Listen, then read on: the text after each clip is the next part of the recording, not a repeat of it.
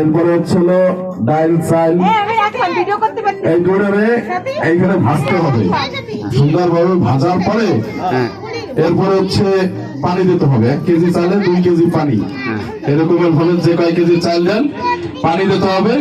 পানি দেওয়ার পরে হচ্ছিল যদি গোশের খিচুড়ি হয় তাহলে গোশ ধুনা ভিতরে দিতে হবে। হ্যাঁ ঠিক আছে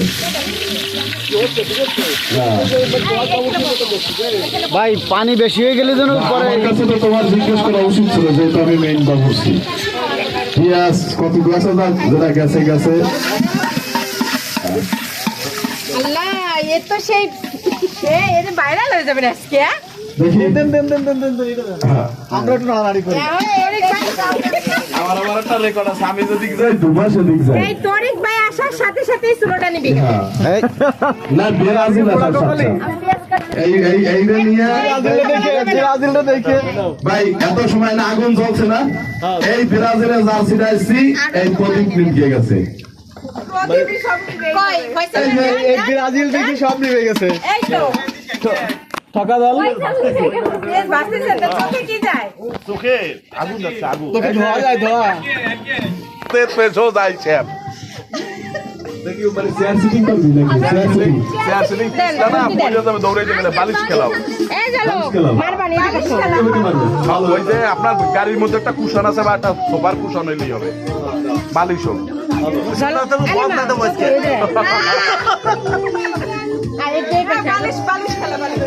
আমি একটু নাড়া দেবো না নারেন আমাকে একটা নাড়া দিলে কইতে পারবো যে আমার নাড়াই সুন্দর হয়েছে আমাকে সামনে ধরে উঠে দিই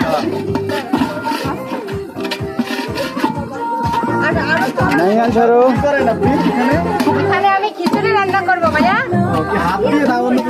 এই খুরপি দিয়ে।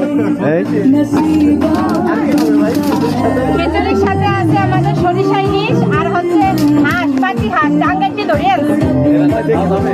কিনে না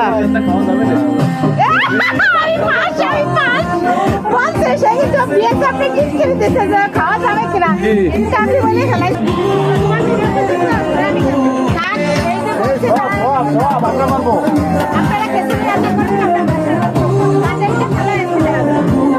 আপনারা খিচুড়ি রান্না করবেন আমি তো দাঁড়িয়ে আমার আগে পয়সা দিতে তোমার আমি তো পারি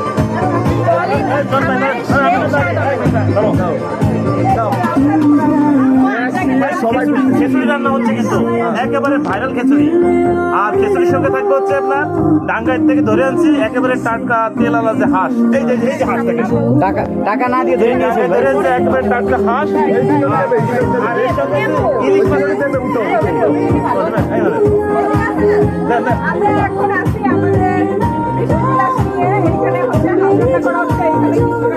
ডাঙ্গাইতে ধরে আনছি আর টাটকা হাঁস আর খিচুড়ি আছে আর খিচুড়ির সঙ্গে আছে ইলিশ মাছ।